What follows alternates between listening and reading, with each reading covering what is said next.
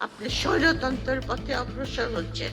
যে উনি সংবিধানটা স্টাডি করেছেন, যে ওই সংবিধানকে দেখিয়ে জনগণের ইচ্ছাকে কি করে বাতিল করা যায়। অর্ধেক সত্য কথা বলাটা পুরো মিথ্যার চাইতে বেশি ভয়াবহ। অর্ধেক সত্য পুরো মিথ্যার চেয়েও ভয়ঙ্কর। সংবিধান সংশোধনের আড়ালে সালাউদ্দিনের কোন ফাঁদ ধরিয়ে দিলেন দিলারা চৌধুরী? নেতা চুপ, কথা বলছে অন্য কেউ। স্বরাষ্ট্রমন্ত্রীর আইনের কচকচানিতে কি তবে হারিয়ে যাচ্ছে ২৪-এর গণভোট? ব্রেক্সিটের উদাহরণ টেনে সরকারের মুখোশ উন্মোচন। জুলাই সনদ না মানলে হাজারো তরুণের পঙ্গুত্ব কি বৃথায় যাবে? মুক্তির সংগ্রাম। এদেশের মানুষের কাছে এটি নতুন কোনো শব্দ নয়। যুগ যুগ ধরে অন্যের তাবেদারিতে থেকে এই জাতি বারবার মুক্তির স্বপ্ন দেখেছে। ১৯৪৭ সালে চিরস্থায়ী বন্দোবস্ত আর জমিদার প্রথা থেকে মুক্তির সংগ্রাম ফলপ্রসূ হয়নি। এরপর এসেছে ১৯৭১।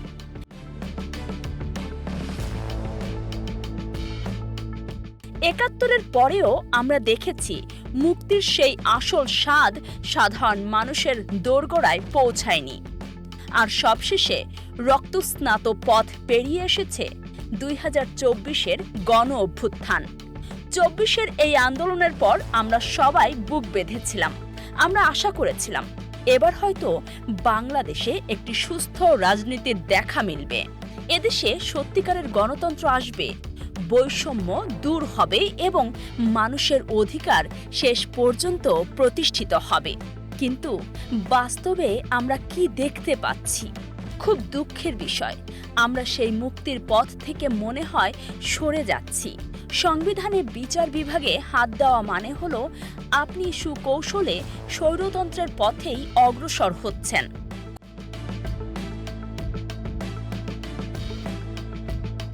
কথাগুলো দেশের অন্যতম শীর্ষ রাষ্ট্রবিজ্ঞানী এবং বিশ্লেষক প্রফেসর দিলারা চৌধুরীর। তিনি আজ সরাসরি আঙুল তুলেছেন বর্তমান সরকার, স্বরাষ্ট্রমন্ত্রী এবং বিএনপির শীর্ষ নেতা সালাউদ্দিন আহমেদের আইনি চাতুরতার দিকে। তিনি চোখে আঙুল দিয়ে দেখিয়ে দিয়েছেন কিভাবে আইনের মারপ্যাচ আর সাংবিধানিক শব্দের খেলায় ২৪-এর গণ অভ্যুত্থানের মূল স্পিরিটকে গলা টিপে হত্যা করা হচ্ছে। আসুন প্রফেসর দিলারা চৌধুরীর এই বিস্ফোরক সাংবিধানিক ব্যবচ্ছেদের একদম গভীরে প্রবেশ করি। প্রফেসর দিলারা চৌধুরী তার বক্তব্যের শুরুতেই সালাউদ্দিন আহমেদের একটি ভয়ঙ্কর আইনি ফাঁদ উন্মোচন করেছেন। তিনি বলেছেন, সালাউদ্দিন সাহেবকে আমি বলতে দেখলাম, তিনি বলছেন সংবিধান সংস্কার করা যায় না, সংবিধানকে সংশোধন করতে হয়। কিন্তু কেন তিনি এই কথা বলছেন? পৃথিবীর বহু দেশেই তো সংবিধান সংস্কার করা হয়েছে। তাহলে সালাউদ্দিন আহমেদ কেন বারবার সংশোধন শব্দটি ব্যবহার করতে চাইছেন? প্রফেসর দিলারা চৌধুরী এর নেপথ্যের যে সত্যটি বের করে এনেছেন তা শুনলে দেশের বাঘা বাঘা আইনজীবীরাও শিউরে উঠবেন। তিনি বলেছেন, কারণ কনস্টিটিউশন বা সংবিধান যদি সংশোধন হয় তাহলে সেটা আর জুডিশিয়াল রিভিউ বা বিচার বিভাগীয় পর্যালোচনার আন্ডারে আসে না। অর্থাৎ রাজনৈতিক দলগুলো নিজেদের সুবিধা মতো সংবিধানের যে ধারাগুলো কাটাছেঁড়া করবে, দেশের সুপ্রিম কোর্ট বা বিচার বিভাগ চাইলেও সেগুলোর ওপর আর কোনো আইনি হস্তক্ষেপ করতে পারবে না। এটি এক ভয়ঙ্কর আইনি চাতুরতা। প্রফেসর দিলারা অত্যন্ত কড়া ভাষায় বলেছেন, অর্ধেক সত্য কথা বলাটা পুরো মিথ্যার চাইতেও বেশি ভয়াবহ। অর্ধেক সত্য কথা বলাটা পুরো মিথ্যার চাইতে বেশি ভয়াবহ। সালাউদ্দিন সাহেব অর্ধেকটা বলেন আর বাকি অর্ধেকটা জনগণের কাছে গোপন রাখেন। শুধু সালাউদ্দিন আহমেদ নন, দিলারা চৌধুরীর নিশানায় ছিলেন খোদ স্বরাষ্ট্রমন্ত্রীও। ২৪-এর গণ অভ্যুত্থানের পর সবচেয়ে বড় দাবিটি ছিল গণভোট বা মানুষের সরাসরি মতামতের আইনি ভিত্তি তৈরি করা। কিন্তু বর্তমানে যারা সংসদে গেছেন তাদের এই গণভোট নিয়ে চরম অনীহা। দিলারা চৌধুরী স্পষ্ট করেছেন যে স্বরাষ্ট্রমন্ত্রী সুকৌশলে বিভিন্ন সাংবিধানিক আইন সামনে এনে আইনের এমন কচকচানি শুরু করেছেন যে সাধারণ মানুষ বিভ্রান্ত হয়ে পড়ছে। স্বরাষ্ট্রমন্ত্রী একবার বলছেন গণভোটকে আমরা মেনে নেব না, আবার বলছেন এটি সাংবিধানিক সার্বভৌমত্বের বিষয়, সংবিধানে এটা নাই। তিনি মূলত দুটি রাজনৈতিক থিওরি ব্যবহার করছেন, পার্লামেন্টারি সভারেন্টি বা সংসদীয় সার্বভৌমত্ব এবং কনস্টিটিউশনাল সভারেন্টি সাংবিধানিক সার্বভৌমত্ব। এই আইনি যুক্তি দেখিয়ে তিনি প্রমাণ করতে চাইছেন যে গণভোট মেনে নেওয়া তাদের জন্য লিগ্যাল বাইন্ডিং বা আইনত বাধ্যতামূলক নয়। কিন্তু তিনি ইচ্ছা করেই একটি সবচেয়ে বড় জিনিস ভুলে যাচ্ছেন বা গোপন করছেন। প্রফেসর দিলারা চৌধুরী স্বরাষ্ট্রমন্ত্রীকে আইনের আসল পাঠ দিয়ে স্মরণ করিয়ে দিয়েছেন যে সংবিধান মানুষের জন্য, শুধু সংবিধানের আইন দ্বারাই সবকিছু হয় না। সংবিধানের একটি প্রসেস আছে যাকে বলা হয় সাংবিধানিক স্পিরিট বা সংবিধানের আত্মা। আর সেই আত্মাটি কি? সেই স্পিরিটটি হলো জনগণের ইচ্ছার প্রতিফলন। তিনি অত্যন্ত চমৎকারভাবে গ্রেট ব্রিটেনের উদাহরণ টেনেছেন। ইউকেতে কোনো লিখিত সংবিধান নেই, সেখানে পার্লামেন্টারি সার্বভৌমত্বই সুপ্রিম বা সর্বোচ্চ। কিন্তু ২০১৬ সালে যখন ব্রেক্সিট ইস্যুতে গণভোট হলো, সেখানে খুব সামান্য ভোটের ব্যবধানে রায় এসেছিল ইউরোপীয় ইউনিয়ন থেকে বেরিয়ে যাওয়ার পক্ষে। ব্রিটেনের পার্লামেন্ট চাইলেই সেই গণভোট বাতিল করতে পারত, কিন্তু তারা তা করেনি। তারা আইন পাশ করে মেনে নিয়েছেন যে হ্যাঁ, জনগণের ইচ্ছাকে আমাদের সর্বপ্রথম ও সবার ওপরে স্থান দিতে হবে।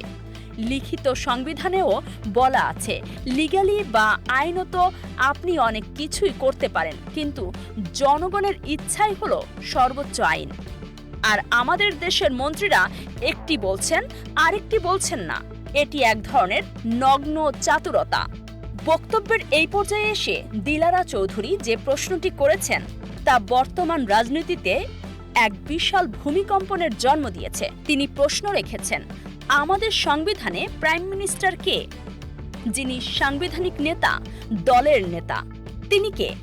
যে সমস্ত সাংবিধানিক সমস্যা, যে আশা আকাঙ্ক্ষা তরুণ প্রজন্ম এই আন্দোলনের মাধ্যমে তুলে ধরেছে, সেগুলো মানা হবে কি হবে না তা তো খোদ দলীয় নেতার বলার কথা।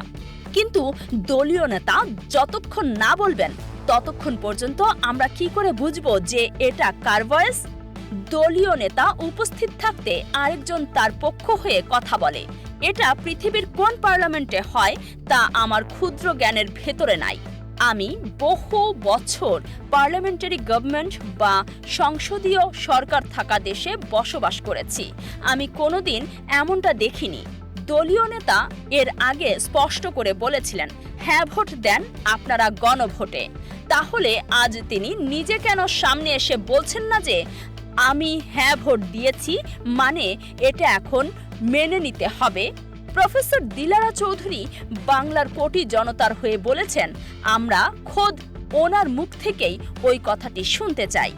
সবশেষে প্রফেসর দিলারা চৌধুরী যে চরম আলটিমেটাম দিয়েছেন তা দেশের নীতি নির্ধারকদের রাতের ঘুম হারাম করার জন্য যথেষ্ট। তিনি বলেছেন, গণভোটকে এবং জুলাই সনদকে না মানা মানে কি জানেন? এর মানে হলো এই আন্দোলন, এই স্যাক্রিফাইস, এই হাজার হাজার ইয়াং ছেলের পঙ্গুত্ব সবকিছু বৃথা যাবে।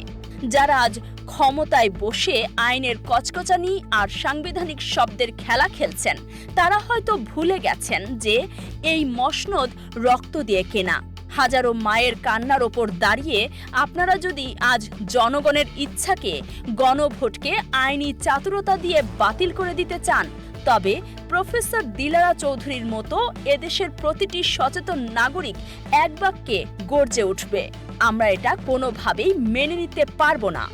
সরকার কি এই সাংবিধানিক চাতুরতা থেকে বেরিয়ে এসে জুলাইয়ের স্পিরিটকে ধারণ করবে, নাকি আইনের ফাঁদে ফেলে আবারও এই জাতিকে নতুন কোনো স্বৈরতন্ত্রের দিকে ঠেলে দেবে? উত্তর হয়তো লুকিয়ে আছে আগামী দিনের রাজপথ এবং পার্লামেন্টের বিতর্কগুলোর মধ্যেই। সংবিধানের অজানা মারপ্যাচ, রাজনৈতিক চাতুরতা এবং খবরের পেছনের বস্তুনিষ্ঠ বিশ্লেষণ সবার আগে পেতে চোখ রাখুন আমাদের চ্যানেলে। এতক্ষণ দেখছিলেন ইকো অফ বাংলাদেশ। প্রতিদিনের এমন নিউজ আপডেট পেতে সাবস্ক্রাইব করুন আমাদের চ্যানেল, সেই সাথে অন করে রাখুন বেল আইকন।